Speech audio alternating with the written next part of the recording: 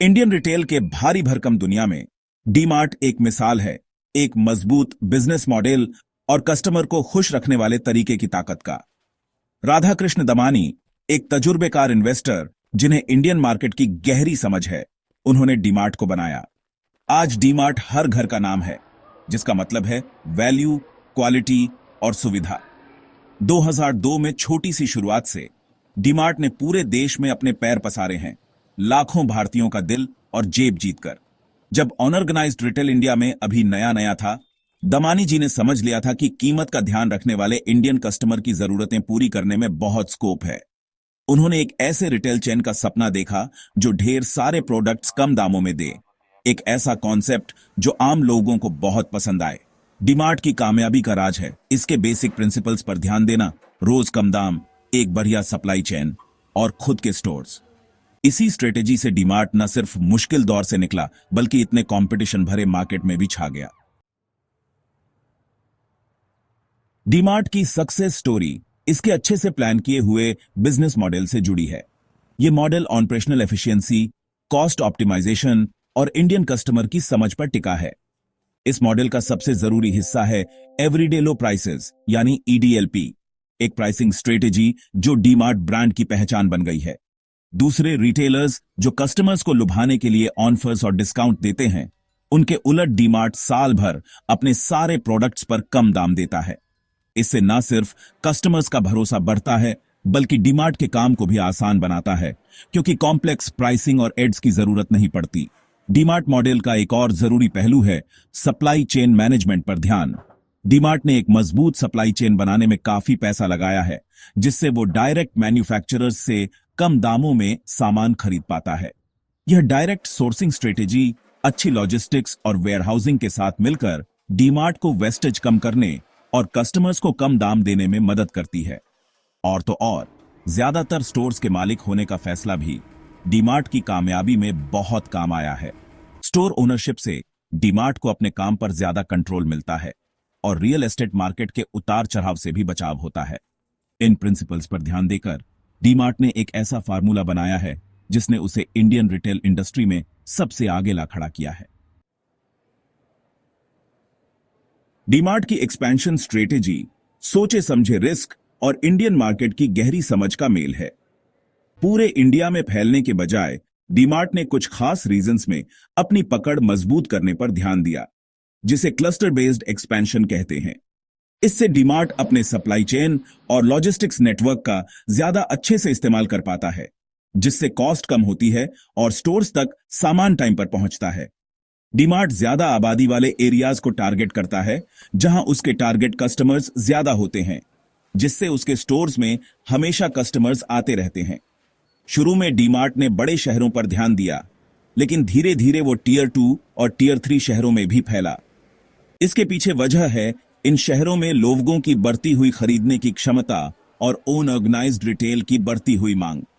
ये strategic expansion DMart की कामयाबी में बहुत काम आया है, जिससे वो इंडियन रिटेल मार्केट में अपनी जगह बना पाया है और साथ ही प्रॉफिट और सस्टेनेबिलिटी पर भी ध्यान दे पाया है। डीमार्ट का फाइनेंशियल परफॉर्मेंस बहुत ही शानदार रहा है। लगातार बढ़ता रेवेन्यू, अच्छा प्रॉफिट मार्जिन और कर्ज को लेकर समझदारी।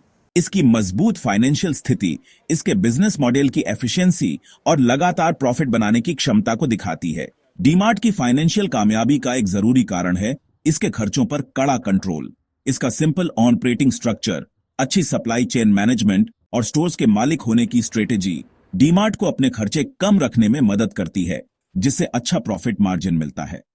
डीमार्ट का बेहतरीन फाइनेंशियल परफॉर्मेंस इसके की फाइनेंशियल मैट्रिक्स में दिखता है। पिछले कुछ सालों में इसका रेवेन्यू बहुत तेजी से बढ़ा है, जबकि प्रॉफिट मार्जिन हमेशा अच्छा रहा है। इसके अलावा डीमार्ट का कर्ज मैनेजमेंट का रिकॉर्ड भी काबिले तारीफ है। कर्ज लेने को लेकर इसकी समझदारी की वजह से इसकी बैलेंस शीट अच्छी रही है, जिससे इसे आगे बढ़ने के मौके मिलते रहते हैं। डीमार्ट की कामयाबी का राज है एवरीडे लो प्राइसेस यानी ईडीएलपी के प्रति इसकी प्रतिबद्धता। यह स्ट्रेटेजी जो कंपनी के डीएनए में है, कीमत का ध्यान रखने वाले इंडियन कस्टमर को बहुत पसंद आई है, जिससे डीमार्ट रिटेल की दुनिया में सबसे आगे आ गया है। डीमार्ट के लिए ईडीएलपी सिर्फ एक प्राइसिंग स्ट्रेटेजी नहीं है, यह एक फिलॉसफी है जो इसके काम के हर पहलू में दिखती है। सोर्सिंग से लेकर लॉजिस्टिक्स तक हर फैसला कॉस्ट कम करने और कस्टमर को फायदा पहुंचाने के लिए लिया जाता है। कम दामों पर इतना ध्यान देने की वजह से डीमार्ट ने लाखों भारतीयों का भरोसा जीता है जो वैल्यू के लिए इस पर निर्भर करते हैं। कस्टमर्स को कॉम्प्लेक्स डिस्काउंट समझने या ऑफर का इंतजार करने की जरूरत नहीं पड़ती। ऐसे मार्केट में जहां हर रिटेलर बड़े बड़े डिस्काउंट और लिमिटेड टाइम ऑफर्स से ध्यान खींचने की कोशिश कर रहा है, डीमार्ट का ईडीएलपी एक भरोसेमंद और स्टेबल विकल्प है। डीमार्ट रोज कम दाम कैसे दे पाता है? इसके पीछे है एक बहुत ही स्मूथ सप्लाई चेन जो बहुत एफिशिएंटली काम करती है। डीमार्ट की सप्लाई चेन सिर्फ सामान को एक जगह से दूसरी जगह पहुंचाने के बारे में नहीं है, यह हर स्टेप को ऑप्टिमाइज करने के बारे में है ताकि वेस्टेज कम हो, कॉस्ट कम हो और डिलीवरी टाइम पर हो। डीमार्ट की डायरेक्ट सोर्सिंग स्ट्रेटेजी उसे सबसे अलग बनाती है। मैन्युफैक्चरर्स से सीधा सामान खरीदकर डीमार्ट बिचौलियों को हटा देता है, जिससे कॉस्ट कम हो जाती है और प्रोडक्ट की क्वालिटी पर ज्यादा कंट्रोल मिलता है। मैन्युफैक्चरर्स से सीधा रिश्ता होने से डीमार्ट अच्छी प्राइसिंग और पेमेंट टर्म्स पर बातचीत कर पाता है, जिससे उसका प्रॉफिट बढ़ता है। डीमार्ट की सप्लाई चेन का एक और जरूरी पहलू है टेक्नोलॉजी और ऑटोमेशन में इन्वेस्टमेंट। वेयरहाउस मैनेजमेंट सिस्टम से लेकर इन्वेंटरी ट्रैकिंग टूल्स तक डीमार्ट अपने काम को आसान बनाने, गलतियां कम करने और एफिशिएंसी बढ़ाने के लिए टेक्नोलॉजी का इस्तेमाल करता है। इस डेटा ड्रिवेन अप्रोच से डीमार्ट डिमांड का सही अंदाजा लगा पाता है, इन्वेंट्री लेवल को ओन ऑप्टिमाइज कर पाता है और वेस्टेज कम कर पाता है। डीमार्ट लॉजिस्टिक्स ऑपरेशंस में भी एफिशिएंसी पर ध्यान देता है। कई दूसरे रिटेलर्स जो किराए की प्रॉपर्टी पर काम करते हैं, उनके उलट डीमार्ट ने अपने ज्यादातर स्टोर्स खुद खरीदे हैं। यह फैसला बहुत फायदेमंद साबित हुआ है, जिससे डीमार्ट को कई फायदे हुए हैं और मार्केट में उसकी पकड़ मजबूत हुई है।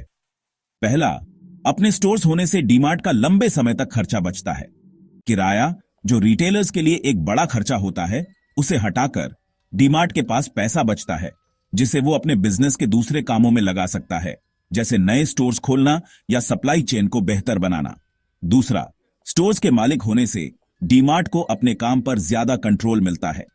डीमार्ट अपने हिसाब से स्टोर्स डिजाइन कर सकता है, अच्छे ऑपरेशन के लिए लेआउट प्लान कर सकता है और अपने सारे स्टोर्स में एक जैसा ब्रांड एक्सपीरियंस दे सकता है। ब्रांड की एकरूपता और कस्टमर सेटिस्फैक्शन के लिए यह कंट्रोल बहुत जरूरी है।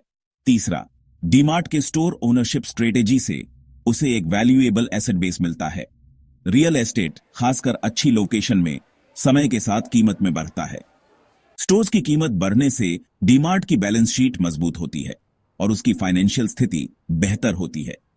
डीमार्ट की स्टोर ओनरशिप स्ट्रेटेजी उसके लॉन्ग टर्म विजन और एक सस्टेनेबल और प्रॉफिटेबल बिजनेस बनाने की उसकी प्रतिबद्धता को दिखाती है। डीमार्ट का सफर अभी खत्म नहीं हुआ है। जैसे जैसे इंडियन रिटेल मार्केट बदल रहा है, डीमार्ट अपने नेटवर्क को बढ़ाने और पूरे देश में ज्यादा कस्टमर्स तक पहुंचने के लिए तैयार है। कंपनी का एक्सपेंशन प्लान सोचा समझा और स्ट्रेटेजिक है, जिसमें नए एरियाज में फैलने और नए प्रोडक्ट कैटेगरीज में जाने पर ध्यान दिया जा रहा है। जहां तक एरियाज की बात है, डीमार्ट टियर 2 और टियर 3 शहरों में ग्रोथ के मौकों का फायदा उठाने के लिए तैयार है, जहां बढ़ती इनकम और कंज्यूमरिज्म अनऑर्गेनाइज्ड रिटेल की मांग बढ़ा रहे हैं। डीमार्ट का वैल्यू फॉर मनी प्रपोजिशन इन शहरों के लोगों को जरूर पसंद आएगा, जो अक्सर बड़े शहरों के लोगों से ज्यादा कीमत का ध्यान रखते हैं। प्रोडक्ट कैटेगरीज की बात करें तो DMart grocery, house hold essentials और पर्सनल केयर प्रोडक्ट्स के अलावा दूसरे कैटेगरीज में भी जाने की सोच रहा है। कंपनी ने पहले ही कपड़े, जूते और दूसरे सामानों में कदम रख दिया है और वो अपने मौजूदा इंफ्रास्ट्रक्चर और कस्टमर बेस का इस्तेमाल करके इन कैटेगरीज को बढ़ा सकता है। जैसे जैसे कंपनी अपने ग्रोथ स्ट्रेटेजी पर काम करती रहेगी, वो इंडियन रिटेल सेक्टर में अपनी लीडरशिप को और मजबूत बनाएगी। मुंबई के एक स्टोर से लेकर एक नेशनल रिटेल जाइंट बनने तक का डीमार्ट का सफर एक अच्छे बिजनेस मॉडल, कस्टमर पर ध्यान और इंडियन मार्केट की गहरी समझ की ताकत को दिखाता है। इसकी सक्सेस स्टोरी नए बिजनेसमैन के लिए प्रेरणा है और रिटेल एक्सीलेंस का एक केस स्टडी है। डीमार्ट की विरासत होगी क्वालिटी प्रोडक्ट्स को कम दामों में सबके लिए उपलब्ध कराना। ऐसे देश में जहां ज्यादातर लोग कीमत का ध्यान रखते हैं, डीमार्ट वैल्यू कॉन्शियस कस्टमर के लिए एक अच्छा विकल्प बनकर उभरा है। जैसे जैसे डीमार्ट ग्रोथ के अगले दौर में कदम रखता है, ईमानदारी, कस्टमर पर ध्यान और ऑपरेशनल एक्सेलेंस जैसी इसकी वैल्यूज इसे आगे बढ़ने में मदद करेंगी। डीमार्ट की कहानी हमें याद दिलाती है कि रिटेल में कामयाबी नए ट्रेंड्स के पीछे भागने से नहीं, बल्कि एक मजबूत बिजनेस बनाने से मिलती है जो स्ट्रॉन्ग फंडामेंटल्स और कस्टमर की समझ पर आधारित हो।